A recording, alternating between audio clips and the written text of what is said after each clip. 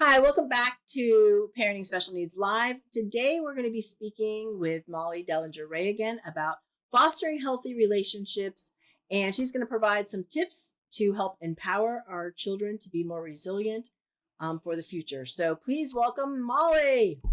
Hi, thank you again, Shantae. I love doing this and I love talking about this.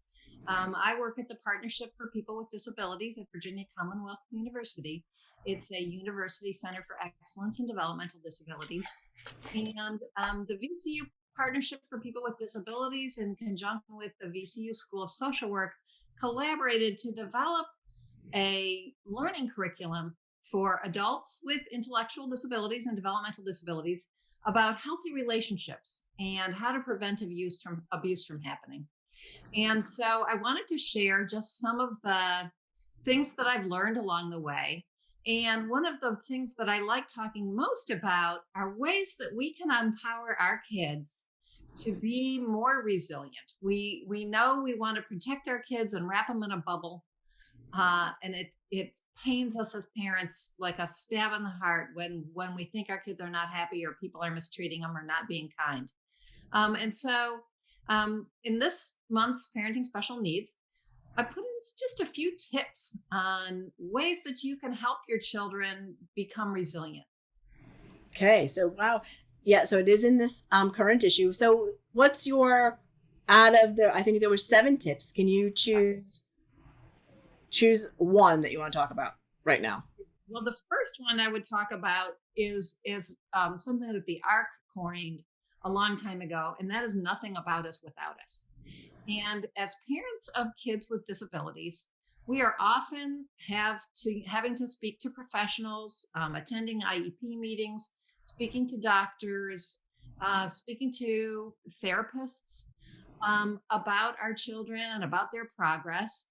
And oftentimes they aren't included in that conversation. And sometimes kids really seem like they're not paying attention at all.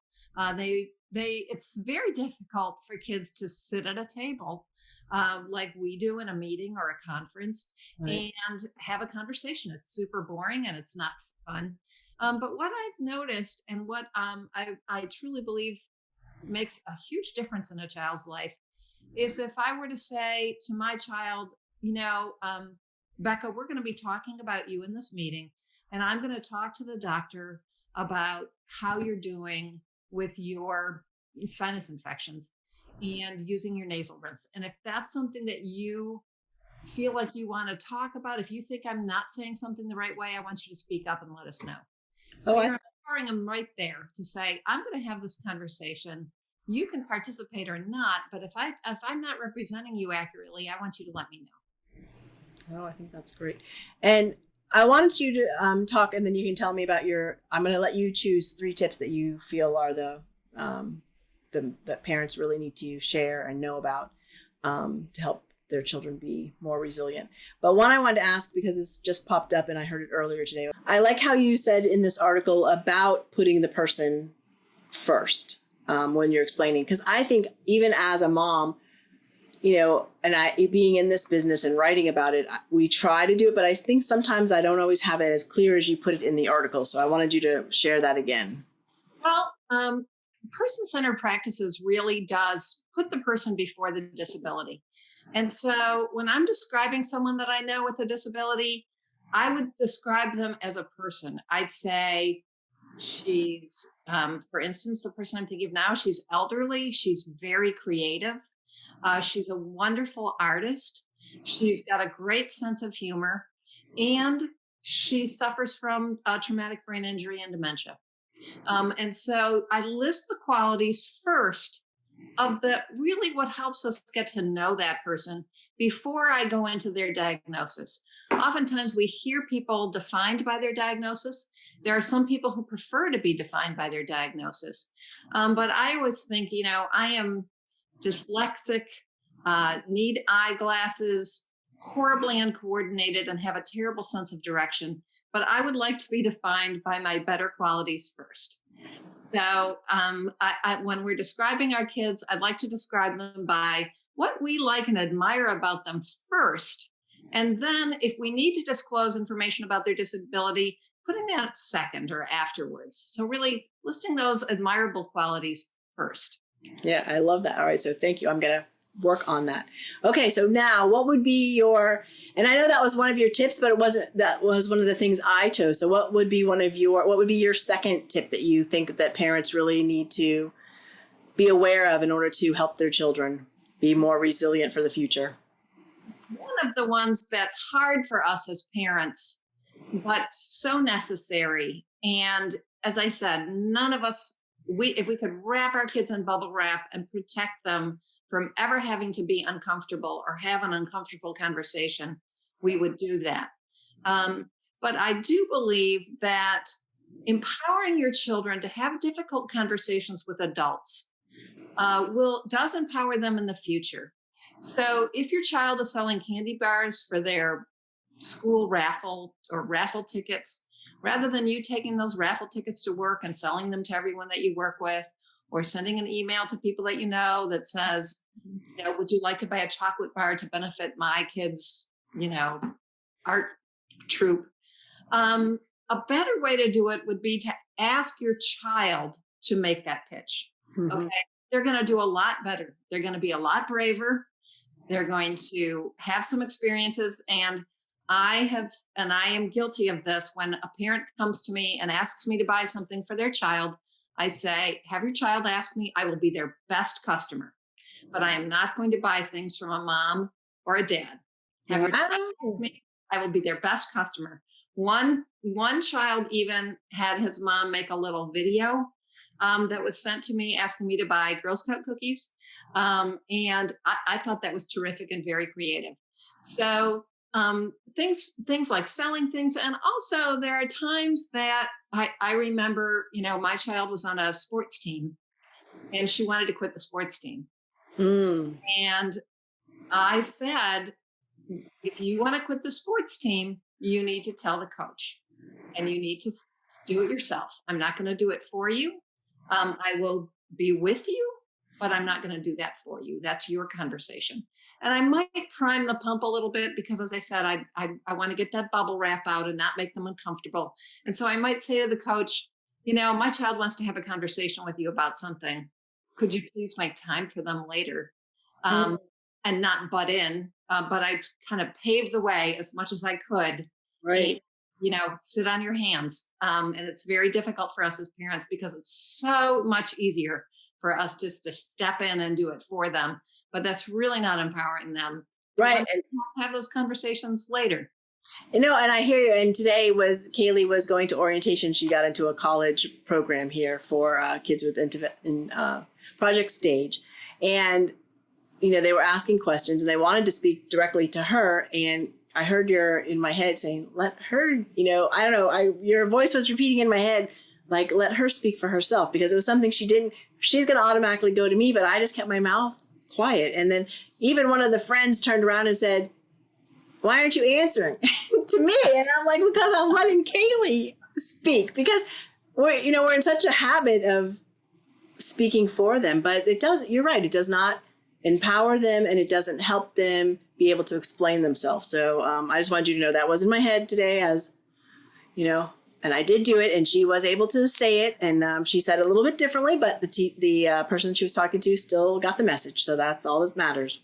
And sometimes our kids might need prompting, and that's okay. So would you like to tell them about your special diet if they forget, and then allow them to do it? So I'll be giving them a prompt if they need it, but just, right, as I said, just hard to sit on those hands or zip those lips. But it is so empowering and so helpful for them. It is. So what would be your third tip? What do you think is all of these are like, but is there like a number one, like, hey, you think people don't walk away from this article or our talk today, and this will really be a game changer for you? You have one of those tips in there? Well, I would say one of those things that I think is so important, and this applies to everyone. Everything that I'm talking about applies to everyone, not just people with disabilities. But is if a child makes a mistake or breaks a rule, We all do that.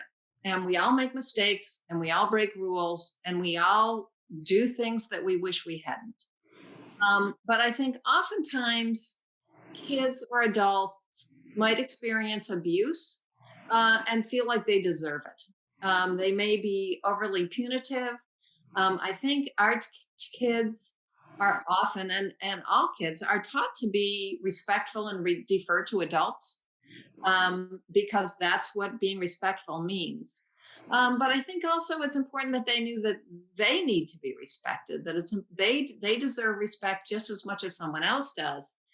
And if someone is unkind to them, or they were excessively punished for breaking a rule, they don't deserve mistreatment and maltreatment. That it's okay to make a mistake. We've all made a mistake, but you still are a very worthy person. And your life has worth, and your opinions matter, and your opinions count. And I think oftentimes people are made to feel worthless because they aren't able to participate in things as they normally do, or they make mistakes and experience punishment and then blame themselves. Hmm. And so I think it's really important that people recognize their worth and say, like, okay, I made that mistake, but I'm okay. I'm still a good person. I'm still a worthy person. And I think it's important that we relay that to our kids, that yes, I'm angry at you. Yes, you shouldn't have done that, but you're still my kid and I still love you. Right. Um, I want to just mention too, because as you're saying this, it reminds me of something happened the other day. We were packing Kaylee's lunch for camp, and she said she couldn't pack her drink bottle, and I said why, and she said, well, because they told me to throw it away yesterday. So I think part of it too is our kids are so used to being compliant and following whatever anybody says that they don't think that they have the right. So I talked to her and I was like saying, hey, you're allowed to drink your drink. You don't have to. She's like, no, they told me to throw it away. I said, but had you not finished it? And she's like, no, I didn't finish it. And I said, but you can tell them I'm not done yet. When I'm done, I'll throw it away. But I think they're so used to being told what to do and doing exactly what they're told. So they feel like they're, following the rules or doing whatever, that they don't know how to really stick up for themselves. They just think they should do whatever they say, whatever someone says. I'm so glad that you mentioned that, because we call that trained compliance. That people have been taught to sort of obey every command that is made of them by a person in authority. And it's very important that what I say is that our kids need to learn how to respectfully object. Okay. Because if you object to something in a disrespectful way, you're going to be in trouble. And any of us would be in trouble.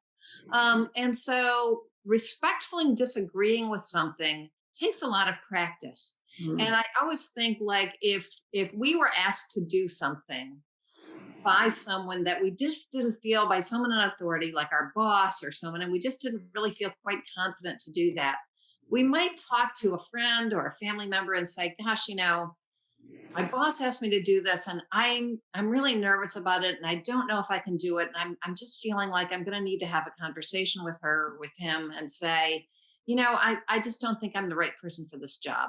And so we would rehearse and practice that probably with someone else before we actually went into that office and had that conversation.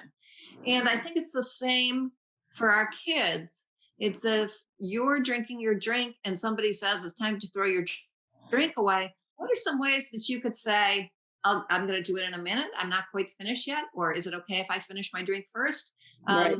So there are all of these, and each situation is absolutely different. And so we know that takes a lot of practice for kids to really learn that it's okay to respectfully object. That they're worth that.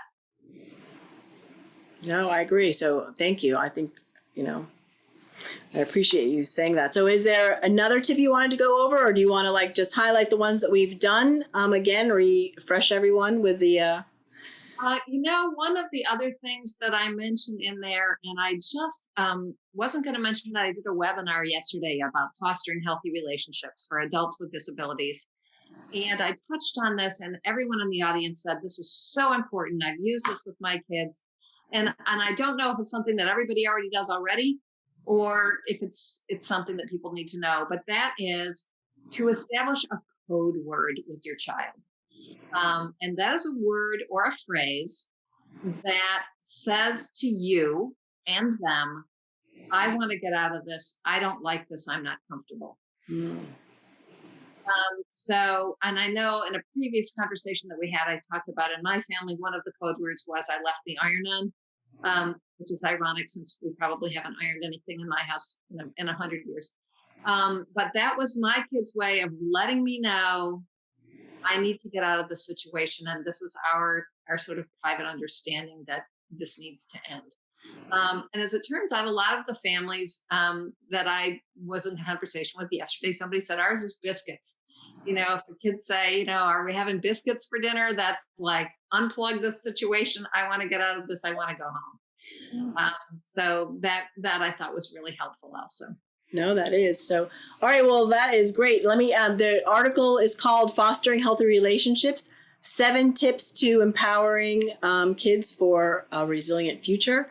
And there's also 2 other parts to this that Molly has written about helping improve or fostering healthy relationships for our kids. So make sure to check those out too. And let's just recap, Molly, what we said on the tips, if we can go back over them one more time. So that it's okay to make mistakes. I might not be saying them all properly, so you might have to help me. Right? It's okay to make mistakes and let the child know that everybody makes mistakes. I know I asked you to mention this one. Put the person first. List their attributes and their things before you mention their disability, which I think is good for, I'm going to say for myself, thank you, because I think you do, but sometimes you get in habits. A code word, right? Yeah. Not going in order now. And what was there was one? Really making requests with them and not. Oh, yes. I think that is huge. So yes, I forgot that, even though I did it this morning, but see, it's not stuck in my head yet. I have to still keep remembering. Then you know what? You don't have to memorize it because you can go and look in your magazine. I know. I'm going to print it out and go, no, I think it's great. So I will look at that magazine and just get some of those did resonated with me, especially the putting the person first and listing, the good things and not talking in front of them. You're right. Because I think I try to remember to do that as well. So thank you for these wonderful tips. I appreciate it. I appreciate all of the articles. I think it's been very enlightening for everyone. I hope that everyone else is gaining tips that can help empower their children. And do we have an idea of what's on the agenda for the next issue? Next month, we are going to talk about all the different kinds of relationships that we have. People tend to think of relationships as romantic relationships, but truthfully, we have relationships with everyone. And we can kind of categorize relationships into healthy relationships, unhealthy relationships, and confusing relationships. And we're going to talk a little bit about what those relationships look like. Wow, I think that'll be good education for me. So thank you to parents and for our kids, right? So thank you so much, Molly. I appreciate you being with us and sharing this knowledge with us. I think that it's been really terrific over the last 3 issues that we've done that you've shared this knowledge. And I really appreciate these tips because they're simple and I can, just add them into my life. And I'm sure that all the other people can as well. So thank you so much. And we will see you next time. Thank you so much. I love being here. Sorry. Thanks for being with us today. And in case no one has told you today, you are doing a great job. Be good to you, and we'll see you next week. Talk to you later. Bye.